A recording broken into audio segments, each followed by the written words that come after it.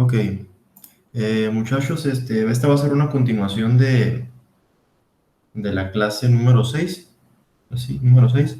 Sí, de que se nos acabó el tiempo, pero me quedé con la responsabilidad de solucionar el problema que teníamos, ¿no? Ya ven que identificamos que la fracción solar casi no cambiaba o cambiaba erróneamente, no disminuía cuantitativamente o en función correcta del incremento o la disminución del área de captación solar o del almacenamiento térmico. Después de identificar cuál era el problema, bueno, no identificamos cuál era el problema, pero identificamos qué es lo que estaba pasando mal, que ocasionaba eso, era de que el calor de la demanda disminuía o aumentaba en función del calor suministrado por el campo de colectores solares. Entonces eso no era lo correcto. Lo correcto es de que el calor de la demanda, es decir, el calor requerido para activar el chiller, sea constante independientemente de las condiciones ambientales operativas o de las características del tamaño y dimensionamiento del campo de colectores solares. Esa es una aplicación que independientemente de que tenga energía solar o no tenga, poquita o mucha, siempre va a ser la misma energía que requiere. Entonces identificamos que había ese problema, que no se apreciaba que se mantuviera constante, en cambio cambiaba con respecto, incrementamos la aportación solar, ¿no? Entonces, por ende, la fracción solar no cambiaba. Entonces me puse a investigar y a ver, es decir, abrir todos los types y ver qué es lo que tiene, moverle aquí, moverle acá, graficar nuevas variables para ver qué es lo que estaba pasando en otras corrientes. Y pues me pude dar cuenta de ahí de diferentes cositas que tuve que modificar. La primera y principal era que en nuestro chiller, pues ahí teníamos que identificar qué era el principal problema, ¿no? De ahí venía el problema para calcular la fracción solar. Entonces, nosotros teníamos en el chiller esas características, sí está muy bien, pero teníamos en valores de entrada, tenemos aquí una temperatura de activación de 80, una set point temperatura de 80 grados Celsius. Entonces esa temperatura era muy elevada, no nos permitía al type que se comportara de una forma correcta. Entonces se la puse a 25 grados Celsius. Entonces al ponérsela a 25 grados Celsius ya pude apreciar que la fracción solar cambiaba. Entonces, ese era el error que teníamos en cuanto a la demanda. Ya podemos apreciar, por ejemplo, ahorita tengo un área de captación de 80 metros cuadrados, por ende tengo un flujo de 1.6 kilogramos por segundo, correspondiente a 0.02 kilogramos por segundo por cada metro de área de captación solar, como dice la norma. Si corro los resultados, pues pueden apreciar que la fracción solar sí se comporta de forma distinta, ¿no? Al final acá tenemos una fracción solar del 53%, que a mi criterio es buena, ¿no? Es correcta. Entonces apreciamos que al final tenemos el calor del chiller 6510. Vamos a hacer una simulación nueva, variando el flujo, por ejemplo, ahora incrementarle a 110 metros cuadrados. Por ende, el flujo es de 2, ¿qué? A ver, permítanme. 110 por 0.02 es de 2.2. 2.2 kilogramos por segundo. Y pues ahí podemos apreciar cómo cambia, ¿no?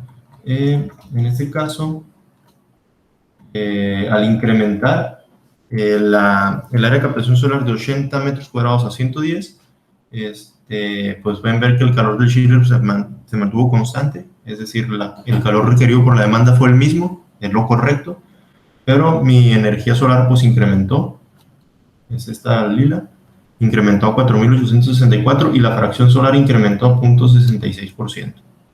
Entonces, 0.66. Entonces, ese es el cambio, para que puedan apreciar la diferencia. Aprecien la diferencia, 110 metros cuadrados, 88 metros cuadrados, 80 metros cuadrados. Entonces ya podemos ver cómo cambia, ¿no? Ya podemos decir que están operando de una forma correcta. Entonces, aquí agregué otras variables, por ejemplo, calor 2, Q y Q2 son otras variables que estoy graficando. En realidad, Q es igual a la Q Schiller y Q2 es la variable de otro dispositivo acá. de aquí, por ejemplo, lo que nomás estuve graficando para ver si podía detectar ahí alguna anomalía que me permitiera definir o identificar el error, ¿no? También otro error que me di cuenta, muchachos, es de que las temperaturas no las está graficando bien. Las temperaturas, hay que se mira así. Vamos a cambiarle aquí, temperaturas, que diga aquí, ¿no? Aquí, que en vez que diga gráfica 1, que diga temperaturas. Es lo que estoy graficando. ¿Y cuál era otra? Flujos, ya aquí lo tengo. Flujos, ajá. Aplicación. Vamos a ponerle aquí aplicación. Identificarlas. Entonces, corro. Entonces ya tengo aquí abajito los títulos bien de las gráficas. Entonces, temperaturas. En cuanto a la de la aplicación, yo no estaba graficando la temperatura que entraba al chiller de forma correcta. Entonces, esa temperatura que entra al chiller, como podemos apreciar, está en 89 y aquí se queda en 80, que es la temperatura mínima de operación. Aquí yo estaba graficando, para que lo modifiquen en tu simulador, la temperatura de salida de la bomba, ya que antes de agregar el calentador auxiliar, nosotros teníamos conectada de la bomba a la impresora la temperatura de salida o la temperatura que entraba al chiller correspondiente a esa temperatura. Pero después que agregamos este type, no modificamos esa temperatura de entrada al chiller, que era la que salía de aquí en vez de la de acá. Entonces, por eso no podemos interpretar esas diferencias de temperaturas o cómo se estaba comportando de forma correcta. Ya al cambiarla, pues ya me pude dar cuenta o me percaté que efectivamente sí se está, más energía, sí se está, activando de forma correcta nuestro calentador auxiliar, de modo que si analizamos este periodo, por ejemplo, déjenme cerrar este de acá. Si analizamos este periodo, este de aquí, este de aquí,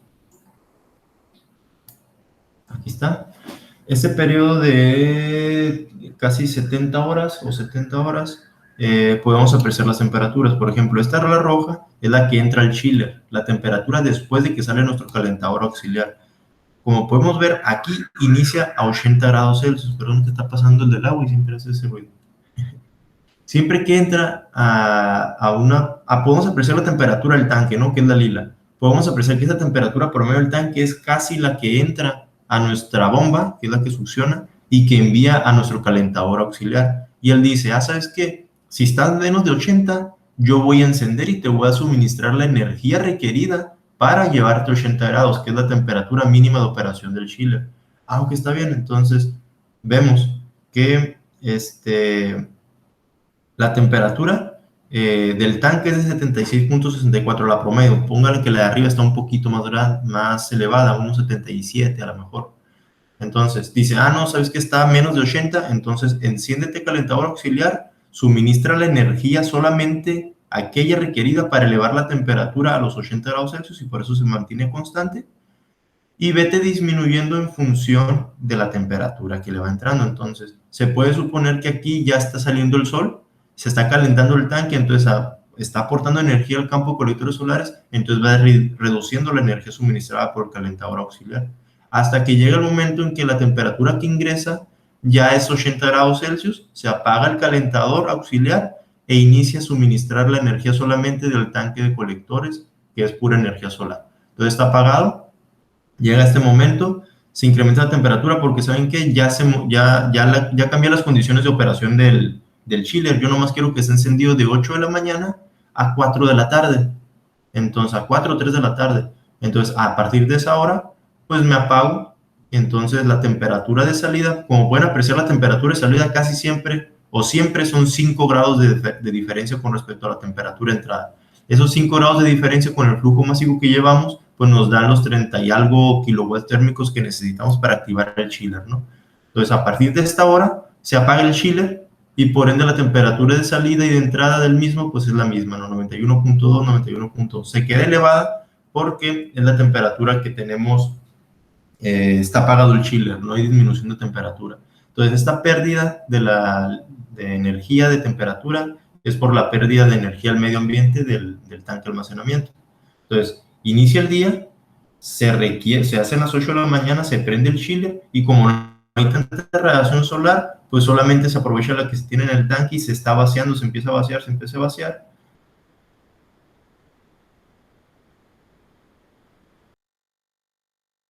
De modo que llega el momento en que la temperatura del tanque o la que hay que elevarla a los 80, mantenerla así hasta que el sistema de solar sea suficiente para suministrar la energía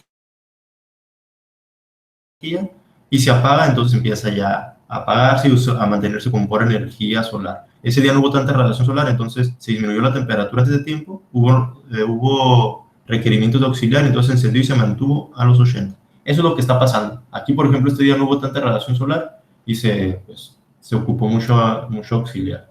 Entonces, esa es la interpretación de los resultados, muchachos. Vamos a ver ahora cómo cambia la fracción solar. Ahora sí, cómo cambia efectivamente, correctamente, cambiando eh, el área de captación y todo eso, ¿no? Entonces, ahorita tenemos 110 metros cuadrados y tenemos una fracción solar de 0.66. Entonces, vamos a estudiar primero el efecto del almacenamiento. Tenemos 3 metros cúbicos. Vamos a incrementar los 5 y vamos a dejar la misma altura. Y vamos a ver qué pasa con la fracción solar.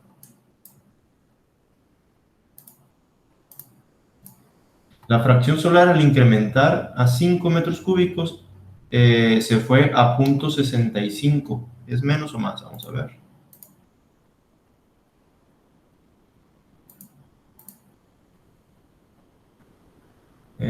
Es menos la fracción solar, muchachos. Pasa el mismo fenómeno de que pueden apreciar que al incrementar el almacenamiento se incrementó la aportación de los colectores solares, pero disminuyó la fracción solar. Es por las temperaturas. Las temperaturas del tanque pues no son las adecuadas para entrar al chiller y por ende pues se usa un poquito más de auxiliar. Significa que con nuestro sistema de captación solar, aunque le incrementemos el volumen, no va a incrementar la fracción solar. Vamos a incrementarle, vamos a meterle unos 3 metros cúbicos más. Ah, no, perdón, que son 8. Y vamos a ponerle, pues, para que sea algo estético, ¿no? Punto 8, punto 8 y punto 8. Para que sea una altura correcta. Y vamos a ver qué pasa con la altura solar, con la fracción solar. La fracción solar, en este caso, pues disminuyó más. Vamos a ver qué pasó con la generación solar. Incrementó un poquito la energía solar, pero la generación solar, pero pues la fracción solar disminuyó por lo mismo, pasó el mismo fenómeno. Si la temperatura del tanque es menor porque es más volumen, tenemos la misma suministro de energía, entonces la calidad de la energía, la temperatura es menor, entonces el calentamiento auxiliar tiene que entrar. Ok, vamos a dejarlo en 3 como estaba al inicio, porque es nuestro estudio paramétrico. Vamos a dejarlo en punto 5 como estaba, punto 5, punto 5. Y vamos a modificar el área de captación solar, vamos a ponerle 50 metros. Con 50 metros, vamos a calcular cuánto flujo le tenemos que meter. 50 por 0.02, 1 kilogramo por segundo. Y vamos a ver qué pasa con la fracción solar. Pues ahí está lo que se esperaba, ¿no? La fracción solar anda en el 0.31%. Es decir, solamente de toda la energía que requiero, el 31% va por los concentradores, los colectores solares. Pues es muy poquito, ¿no? Vamos a incrementarle. En vez de 50 vamos a meterle 80. Y con 80 nos corresponde 1.6.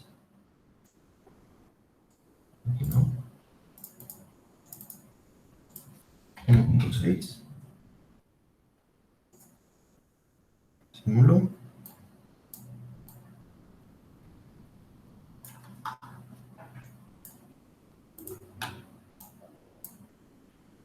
Y la fracción solar, al incrementarle 30 metros cuadrados, se incrementó 0.53. Entonces, todos estos resultados pues se están almacenando en una hoja de Excel, pero yo puedo ir haciendo así como que mis cálculos un poco eh, rápido para hacerme una comparación, ¿no? Por ejemplo, área y fracción. Área metros cuadrados y fracción solar, ¿no? 50 metros cuadrados, 80 metros cuadrados, 110 metros cuadrados y vamos a ponerle 130 metros cuadrados. La fracción solar a los 50 metros cuadrados, ¿cuál fue? Era esta, ¿no? Una fracción solar de 0.3164. 31.316. A los 80, ¿cuánto era la fracción solar? 0.533. 0.533. A 110 metros cuadrados, 110 metros cuadrados corresponde un flujo de 2.2. Simulo.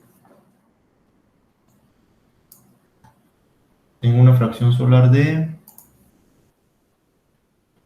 0.665. 0.665. A 130 metros cuadrados, 130 metros cuadrados corresponde un flujo de 2.6.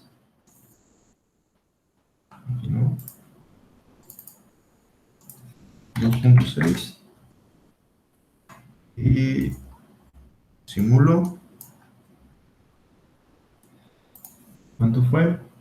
72. 72. Vamos a meterle, ¿por qué no aquí 160 metros cuadrados? ¿Para qué? Nada, pues aquí feria y nos alcanza lo que queremos. 160, 2.2, 3.2.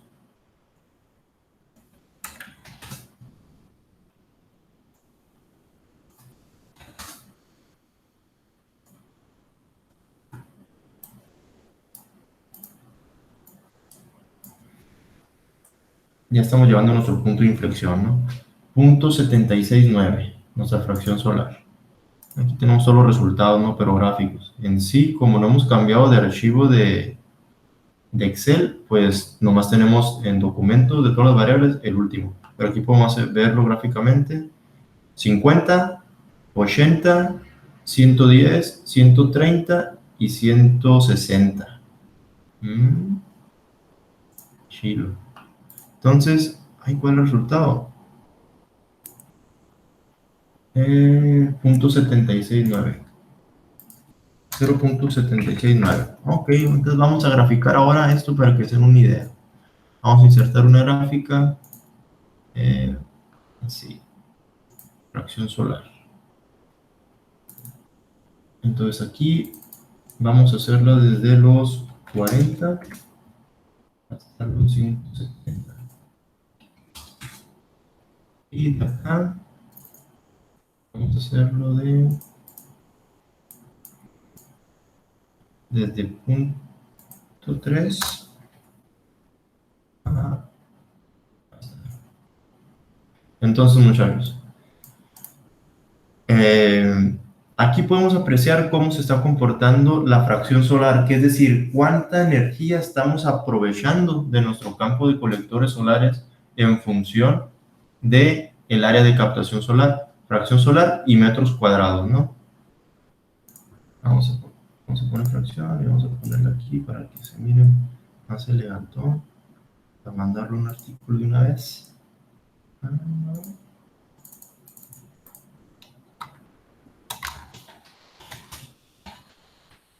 Área de captación, metros cuadrados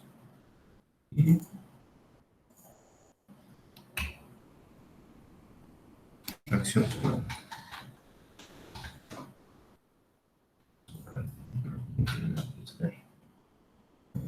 No hay que hacer aquí. Entonces, podemos apreciar, muchachos, que, por ejemplo, cómo se incrementa la fracción solar al incrementar el área de captación. Y podemos apreciar que al inicio, cuando incrementamos desde los 50 a los 80, que es un incremento de 30 metros cuadrados, vemos un incremento en la fracción solar de ¿cuánto? ¿Cuánto es aquí? Va desde los 0.31 hasta los 0.53. Estamos hablando de un incremento de 30 metros cuadrados, un incremento del 20-21% de la fracción solar. Al momento de pasar de los 80 a los 110, que vienen siendo también un incremento sin querer de 30 metros cuadrados, ahora vemos un incremento de ¿cuánto? De 0.53 a 0.66. Vemos un incremento de 13%. Al incrementar la misma cantidad de área, ahora en vez de tener un incremento del 20%, tenemos un incremento del 13%. Y acá al incrementar de 110 a 130, que son 20 metros cuadrados, no son 130, no son 30, tenemos un incremento de ¿cuánto? 0.66 y 0.72 de 4, 5, de 6%. Pero aquí, por ejemplo, que tenemos otra vez incremento de 30 metros cuadrados, tenemos un incremento de 0.76 a 0.72 de 4% solamente. Entonces, aquí incrementar 30 metros cuadrados se vio reflejado en un incremento del 20% de la fracción solar. Pero acá, incrementar 30 metros cuadrados solamente se vio reflejado en un incremento de 4%, 4.5% por ahí, o casi el 5% de fracción solar. Entonces, ahí ustedes ya echándole números, es como pueden identificar en qué parte de aquí se quedan, ¿no? Ya contemplando el costo de la energía auxiliar, porque eso se ve reflejado en una disminución en el costo de la energía auxiliar, ¿no? Aquí requerimos más energía auxiliar y pues conforme vamos incrementando disminuye, pero aquí ya no es tan relativamente como aquí. Entonces, ya echándole números, ustedes pueden definir, ¿saben qué? Me voy a quedar con un área de captación solar de 110 metros cuadrados, por ejemplo, con tal flujo, porque ya se le corresponde, y también con un tanque de almacenamiento ¿cómo se dice? De tantos metros cúbicos, de 3, 5 o 8 metros cúbicos. Entonces ya ahí es cuestión de que ustedes realicen el estudio variando el área de captación solar, incluso puede ser mucho menos el área, mayor cantidad de área, y el tanque de almacenamiento también, ¿no? Con diferentes características de volumen, de altura, de coeficiente de transferencia de calor, incluso, porque esto afecta en gran medida. Por ejemplo, vamos a analizar ahorita como está, que son 160 metros cuadrados, en vez de que un tanque con un coeficiente de 0.5 watts metros cuadrados de pérdidas tenga, por ejemplo, que no sea tan eficiente, que tenga 1.5 watts, en vez de 0.5, 1.5 watts. Vamos a ver cómo afecta a nuestro sistema. Ahí está. Pues sí se mira la diferencia, ¿no? Tenemos ahora un calentador auxiliar de 1784 kilowatts hora y acá teníamos 1500. Solamente por disminuirle o incrementarle, perdón, la transferencia de calor al ambiente de nuestro tanque, incrementamos 200 kilowatts hora de requerimientos de calentamiento auxiliar. Entonces, estas variables, muchachos, estas características del tanque, ustedes las tienen que determinar en función de su sistema. O sea, a lo mejor ustedes ya tienen un sistema, un tanque, por ejemplo, y quieren replicarlo en Transys. Entonces ponen las características del tanque aquí. O si quieren apenas estar en la etapa de ingeniería, buscan, por ejemplo, hacen que es que yo quiero utilizar un tanque súper eficiente térmicamente, entonces pues tiene tales condiciones y todo se las pongo. Ya después si lo logran conseguir muy bien, si no, pues tienen que modificar sus resultados. Otra cosa, por ejemplo, cuando yo me trabo en Transys y no sé cómo funciona un type, no sé qué es lo que hace, es indispensable ir a los modelos matemáticos, a la documentación de Transys, para determinar cómo es que está trabajando ese type. Por ejemplo, yo ahorita para ver, buscando el problema, me metí a las características o el modelo matemático, documentación de ese type. Si yo le doy clic sobre este type y le doy información, me voy a dar cuenta que es el type número 92. Aquí viene la información de ese type. Dice el título, quiénes son los que lo hicieron, qué organización. En este caso, como es un type que incluye las librerías de Transys, que no son las de test, pues es lo mismo en la Universidad de Wisconsin, ¿no? El Laboratorio de Energía Solar, y lo crearon en 1999, la última de modificación en 2014. La descripción, aquí pueden encontrar información de cómo funciona. Variables, esto no es nada. Pero, por ejemplo, si le dan aquí en la pestañita donde dice el signo de pregunta y se dan a Transys Hub, le dan clic, se va a abrir este PDF, que este PDF lo trae dentro de los documentos de Transys. Si no, lo pueden bajar por internet. Y aquí vienen diferentes documentos, como que es un PDF principal que te redirecciona a diferentes documentos. Entonces, por ejemplo, aquí te dice cómo empezar a simular en Transys, cómo utilizas el Simulation Studio, dice la librería, una overview, un vistazo a los componentes estándar que tiene. Aquí te dice cómo se trabaja con las entradas, salidas y los parámetros. Y aquí está, por ejemplo, las referencias matemáticas de los componentes, muy importante este. Si le doy clic aquí, me va a enviar a este PDF, que es Transys 16. Cada versión nueva pues tiene su documento de Transys. Entonces, por ejemplo, este es el volumen 5, el documento PDF volumen 5, y es la matemática, las referencias matemáticas. Nos irán para abajo, les va a dar el índice de la tabla de contenidos, y aquí pueden apreciar, según las librerías y el type, van a poder encontrar las características de ese type. Por ejemplo, nosotros tenemos el type 92 y ese estaba dentro de las librerías de sistemas de calentamiento, enfriamiento y ventilación, ¿no? Entonces, ese type era el type 92 y aquí está, on-off, dispositivo de enfriamiento auxiliar. Le doy clic aquí y me va a enviar directamente a la página donde está, y aquí ya podemos darnos cuenta, te da una explicación, la nomenclatura, y ya te dice los modelos matemáticos que utilizó, pues para que utiliza ese type, pues para calcular la temperatura de salida, la temperatura o la energía requerida y todo eso, ¿no? Como podemos ver, pues está bien sencillo, porque en realidad son puros balances de energía. Son puros balances de energía. Entonces, por ejemplo, también te da el modelo matemático que utiliza para simular el chiller de absorción que utiliza de simple efecto, que utiliza agua caliente, ¿no? Entonces, pues este modelo matemático sí está un poco complejo. Utiliza el external file. Bueno, no está complejo porque en realidad todo lo deja a resultados experimentales que le dejas en el external data file. Como el que les expliqué del archivo que modifica el ángulo de incidencia del colector, pues también para se utiliza un archivo con información, y esa información es experimental, pues utiliza esos valores para meterlos dentro de las ecuaciones y pues simplemente aplica balances de energía, así de fácil. No, si fuera simular, pues entonces estaría difícil porque tiene que meter ecuaciones de estado de las mezclas, bromuro, litio, agua y todo eso, concentraciones, entonces sí está difícil. Calores latentes y todo eso, entonces ya es difícil, pero como está utilizando solamente valores ya experimentales, pues nomás lo sustituyen las ecuaciones. Ok, muchachos, pues eso es todo.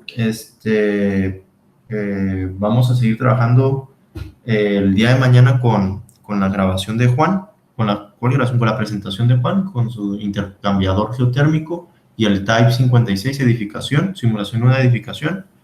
Y yo ahí de vez en cuando, con eso vamos a finalizar el curso, pero ahí de vez en cuando le voy a subir videos como así cortos, en el que explico cómo se utilizan diferentes types, como el de generador eólico, como el panel fotovoltaico, baterías, entre otros que les pueden ser útiles. Mis planes es armar una librería o así como una carpeta con muchos videos explicativos de Transys, de cómo se utilizan diferentes types, para que les sirvan a ustedes y a los futuros estudiantes como referencia para que aprendan a utilizar Transys de una forma un poquito más completa, ¿no? Entonces, pues eso es todo. Adiós. Déjenme terminar la grabación.